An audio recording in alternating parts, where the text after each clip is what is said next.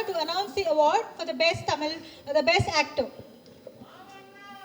தமிழ்நாட்டின் பெருமை.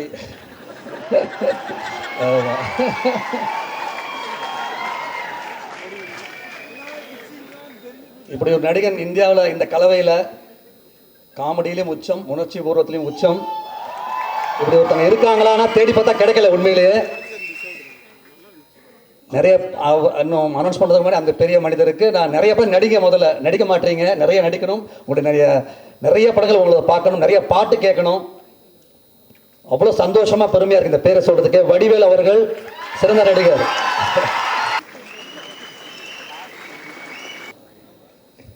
இதுக்கு தான் இங்கிலீஷ் கற்றுக்கணுங்கிறது.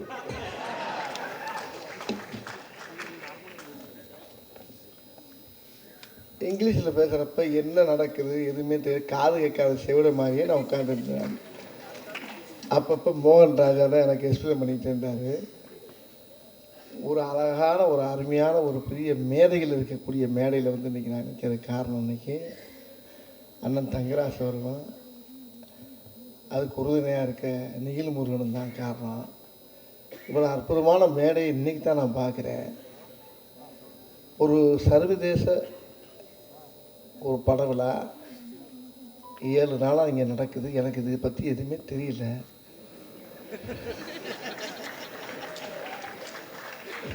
சர்வதேசம்ன்றதை மட்டும் கேள்விப்பட்டிருக்கேனே தவிர சர்வதேச பட விழாவில் நான் இது வரைக்கும் ஏறினது கிடையாது, இறங்கினது கிடையாது.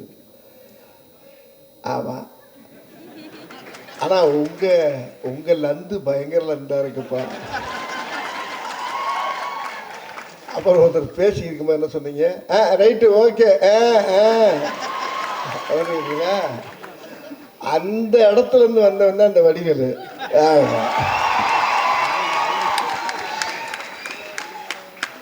நிஜம்தான் நீ சொல்றது. லிமிட்டா பேசணும்,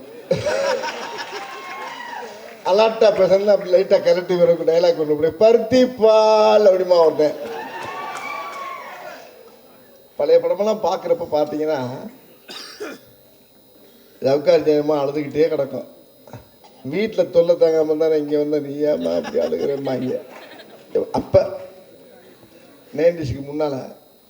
இப்போ அழுகிறது இதெல்லாம் வந்து ஒரு கூட்டாகாது. ஆனால் அப்படி இருந்து மாமன்னன் படத்தை நீங்கள் பார்த்து ரசிச்சிருக்கீங்கன்னா இது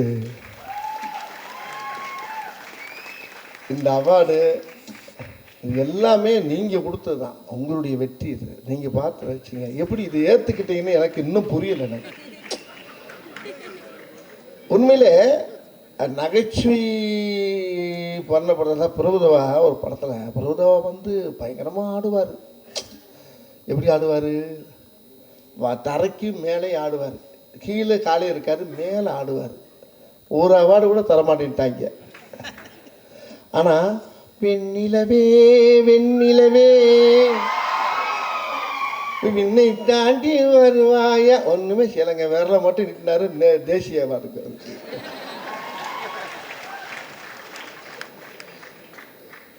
அது மாதிரி அழுக வச்சதுக்கு எனக்கு இன்னைக்கு அவார்டு கொடுத்துருக்கீங்க பார்த்தீங்களா?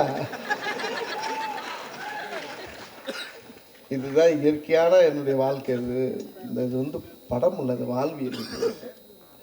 இந்த வெற்றி வந்து என்னை விட பெரிய யாருக்கு இது போய் சேரணும்னா நீங்கள் தான் காரணம். அது வந்து மாரி செல்வராஜுக்கு தான் சேரணும். மாரி செல்வராஜ் வந்து எப்படி கேட்டிங்கன்னா நம்ம அண்ணன் வெற்றிமாறன் மாதிரி ரொம்ப ஒரு சின்ன சிந்தனைவாதி. இந்த வயசுலேயே வந்து அந்த அவருடைய அனுபவம் பார்த்தீங்கன்னா நம்ம பட்ட கஷ்டத்தைலாம் இருந்தாலும் சொல்கிறார். என்னென்ன பட்டம், என்னென்ன பாடுபட்டோம், என்னடா இருந்தாலும் பூரா கண்ணுக்கு கொண்டு வர்றாரு அப்படின்னு பார்த்தா ஒவ்வொரு காட்சியிலும் பார்த்தா. ஆனால் அந்த காட்சிக்குள்ளே காமெடி நிறையா இருக்குது. அதை நான் படம் ரிலீஸ் ஆகி அவார்டு வாங்கிட்டு சொல்கிறேன் உங்கள்கிட்ட. இதுக்கு முன்னால் சொன்னீங்க படத்துக்கு போயிருக்க மாட்டேங்க, படம் ஃபுல்லாக போயிருக்கோம். ஏன்னா தேசிய இந்த அவார்டு உங்களுக்கு என்ன அவார்டுமா? அது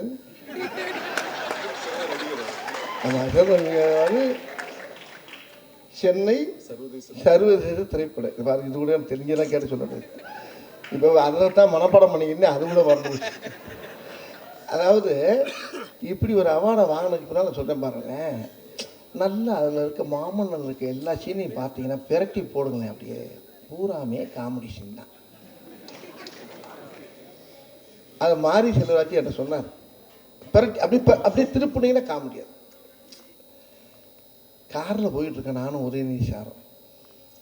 அப்போ அவர் பாட்டு பாடினார். அப்போ ஒரு பாட்டு பாடுறேன். திடீர்னு லாரி வந்து இடிக்குது. அவர் சொல்கிறாரு, இதுக்கு தான் பாட வேணான்னு சொன்னேன். ஏன் நீ வேறு ஏங்க என்னங்க பாட சொல்லிவிட்டு லாரி வந்து வாயை வச்சுட்டு சும்மா வாப்பா, அப்பான்னா ஒரே தான் ஓவராக போகிற நீ அப்படின்ட்டு. அதே மாதிரி வீட்டுக்குள்ளே உட்காந்துருப்போம். நான் கேட்டேன் மாரி செல்வாச்சா, ஏயா கதவை சாத்திட்டு ஏயா உள்ள உட்காரணும், கையில் தான் துப்பாக்கி இருக்குல்ல மாதிரி. அப்பனும் மகனும் சேர்ந்து வெளியில் உட்காந்து, அல்ல அது வேற கணக்கு உங்களுக்கு தெரியாதுன்னா. என்ன வேற கணக்காக இருக்கும், சொல்ல மாட்டேங்கிறா ரெண்டாவது அப்படின்ட்டு. நீங்கள் உள்ளே உட்காந்து கதவை முடிக்குங்க. எனக்கு சிரிப்பு அடக்க முடியும், உள்ள ஒரு பக்கம் ஓடுது. அண்ணே சிரிக்காங்கண்ணே. இவர் அதுக்கு மேலே நம்மால் உதயநிதி சார் அவர் பின்றாரு. அப்போ பேசியிருக்கும்போது சொல்கிறாரு உதயநிதி சார், அப்பா நான் ரொம்ப சீரியஸாக, என்னப்பா கதவை உடைச்சிட்டு இருந்தானா வெளியே ஓடுறதுக்கு பாதை இருக்கா, கதவை திறந்து வச்சிருக்கியா, அம்மா திறந்து வச்சுட்டு புளிய மரத்தில் நிற்பாப்பா ஓடிடும் அப்படின்னு. சார் அங்கே என்ன நடக்குதுங்க அப்படின்னாரு அவர் டைரக்டர். கதவை சாத்திட்டு உட்கார்ந்தோம். சரி ரைட், அது முடிஞ்சு. இப்போ அந்த சீரியஸுக்குள்ளேயே அந்த ஷூட்டிங் ஸ்பாட்டில் காமெடி நடந்துக்கிட்டே கிடக்குங்க. அவ்வளோ காமெடியும் வந்து ஏற்றிக்கிட்டு அப்படியே பூரா மறைச்சிக்கிட்டு சீரியஸுக்கு வர்றோம். அப்போ டைரக்டர் சொல்கிறாரு, அண்ணே வடிவல்ண்ணே, அண்ணே கொஞ்சம் சிரிக்காமல் பண்ணுங்கண்ணே, நாங்கள் சிரிச்சிட்டு சீரியஸுக்கு வந்துடுவோமுங்க, நீங்கள் ஏன் பயப்படுறீங்க, நீ வந்துடுவையா நான் வரணுமே உள்ள அப்படின்றாரு. சரி முடிஞ்சு. அதுக்கப்புறம் கதவை திறக்கலாம், மெல்ல ஜன்னல் வெளியே பார்க்குறேன். அதை நீங்கள் ஒத்து பார்த்தீங்கன்னா சிரிச்சிருவீங்க. நீங்கள் ஜன்னல் வெளியே பார்த்தா லாரியில் வராங்க, அப்படி பார்த்து அப்படின்னா போச்சு. அது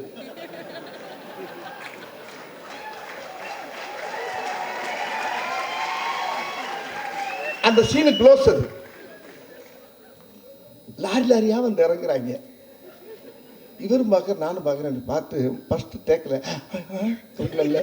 அண்ணே ஐயோ வரானே, அண்ணே நான் செத்தே வருவேனே, கொண்டுருவாங்கன்னு.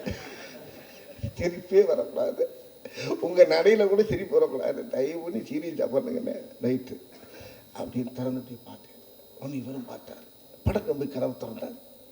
கதவு வேணாப்பா அதை நல்லா உத்து பார்த்தீங்கன்னா அதுலேயும் காமெடி இருக்குது. வேணாப்பா உள்ள வந்தால் கொண்டுருவாங்க அப்படின்னு ஒன்று இருக்கு. ஆக சீன் பை சீன் உள்ள காமெடி இருந்துகிட்டு இருக்கு.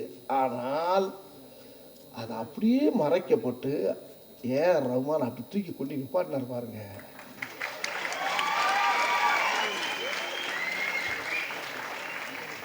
அந்த இடத்துல ரஹ்மான் சாருக்கு பெரிய ஆன்சர், உதயநிதி சாருக்கு நல்லா அந்த இடத்துல. சரி அது முடிச்சாச்சு. கதவை திறக்கிறோம். திறந்தவொன்னே அந்த உதயநிதி சாருக்கு சேட்டை பார்த்தீங்கன்னா திறந்தவொன்னே என்ன ஒரே வெட்ட வெளியா இருக்கு, கட் கட் கட் கட் கட்டுறாரு. இப்படியே போகுதுங்க படம் பூரா. ஆனால் வெளியில் வந்த காட்சி இருக்கு பார்த்தீங்களா, இது இப்போ இருக்க எல்லா டைரக்டருமே பண்ணுறாங்களா. இந்த இந்த இந்த இதை சத்தமாக பேசினா, வெற்றிமாறன் சார் இந்த மாதிரி குரூப்புகள்லாம் என்ன பண்ணுதான், சத்தமாக பேசினா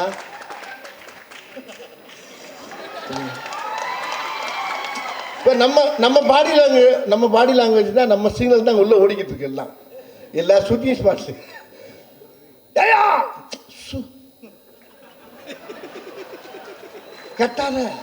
கட்டாத மெல்ல நடி மெல்ல ஆக்ட் பண்ண இப்படியே சொல்லி நம்ம கனவு இல்லாத இடமே இல்லைங்கும் போது எனக்கு எவ்வளோ சந்தோஷமாக இருக்கு பாருங்க. நீ நேற்று ஒன்று போட்டிருக்காங்க, என்ன அம்பி ஆற்றுல எல்லாம் சௌக்கியமாக இருக்கோ அப்படின்னா, போயா ஆற்றுல பூரா வெளில வந்து செத்துக்கிட்டு இருக்காங்க போயா. நேற்று அதான் ட்ரெண்டிங்கு. இப்போ என்னன்னா எல்லா இடத்துலையும் இந்த மீம்ஸ் அழகாக நம்ம எதை நினச்சி பண்ணதில்லை, நம்மளா பண்ணால். ஆனால் அது எதிர்காலத்தில் இந்த மாதிரி மீடியாக்கள் வந்து இன்றைக்கி இந்தளவுக்கு டேக்கப் ஆகி போகுன்னா பெரிய விஷயமா இருக்குது. ரொம்ப மகிழ்ச்சியாக இருக்குது. இந்த மேடையில் வந்து இப்படி வந்து பெரிய கற்றவர் சபையில் உனக்காக தனி இடமும் பெற வேண்டும், உன் கண்ணில் ஒரு துளி நீர் வந்தாலும் இந்த உலகே அள வேண்டும் பாடினார் கவிஞர். அது மாதிரி இவங்க படித்தவங்க முன்னால் இந்த மாதிரி ஒரு அவார்டு வாங்குறதுக்கு எனக்கு ரொம்ப கொடுத்துக்கணும்.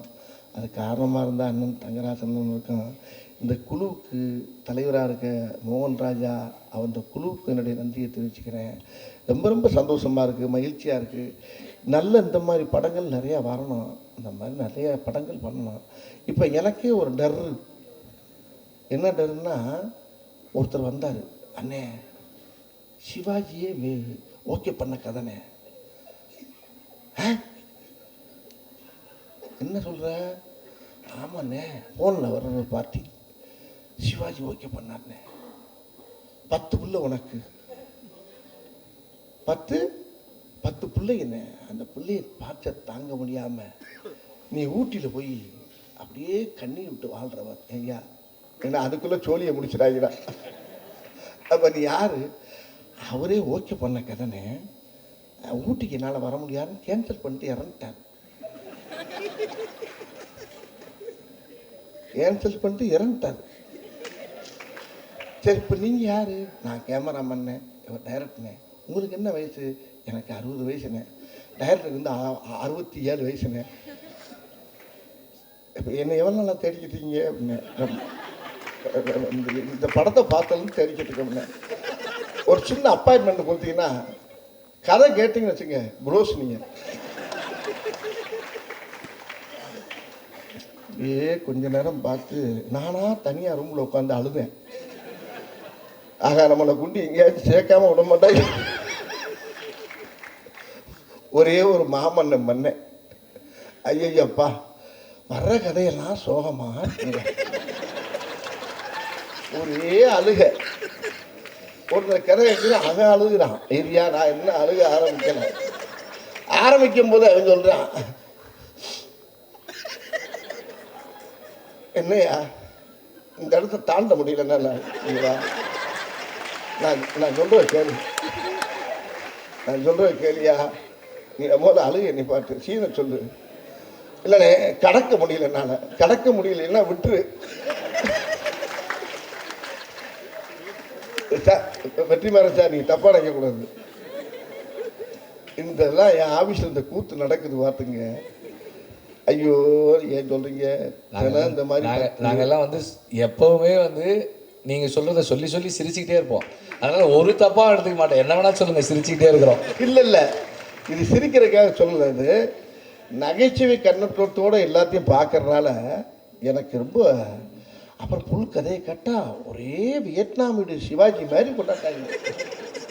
இப்போ நான் சொன்னேன், கொஞ்சம் நாள் ஆகட்டும், இன்னும் ஒரு 5 வருஷத்தை கடக்கட்டும், அதுக்கப்புறமா இந்த மாதிரி ஐட்டத்தை பூரா பார்ப்போம். அதுக்குள்ளே கொண்டு ஜோலியை முடிச்சு முடியலாதீங்கப்பா அப்படின்னு சொன்னேன். மாமன் உன்னை ஒரே நிஷா அண்ணே, ரொம்ப சோகமெல்லாம் வரும், நிறையா சிக்கிறாதீங்கண்ணே, டிரான்ஸ்ஃபாரம்லாம் வரும், கையை உள்ள விட்டுறாங்க, அப்படி இன்னும் கொஞ்சம் சிரிக்க வச்சுக்கோங்க, போய்க்கிங்க, இன்னும் கலந்து வந்து ஆட்சி பண்ணுங்க அப்படின்ட்டாங்க.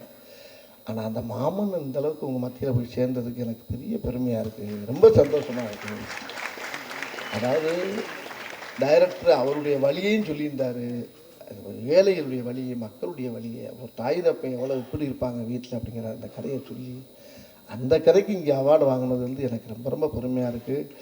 இந்த அவார்டு என்னுடைய அவார்டு இல்லை, டைரக்டருக்கு பெருமை சேர்த்த அவார்டு, உதயநிதி சாருக்கு, அந்த கம்பெனிக்கு உங்களுடைய அவார்டு. ரொம்ப சந்தோஷம் வர மகிழ்ச்சி. இந்த மாதிரி நிறைய படங்கள் பண்ணோம். வணக்கம்.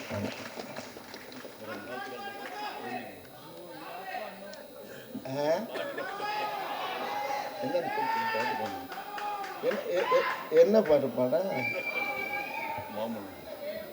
முதல் கம்மிங் மட்டும் பாடிக்கிறேன். உள்ளே போனால் டவுசர் கிழிஞ்சிடறேன், லைனின்னு தப்பாக போச்சுன மாதிரி.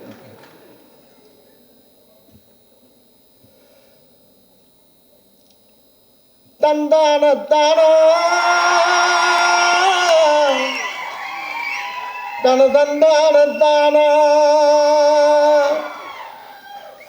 தந்தானத்தானா தன தந்தானத்தானா தந்தானத்தானா தந்தானத்தானா தந்தானத்தானா தந்தான தானா. தேங்க்யூ.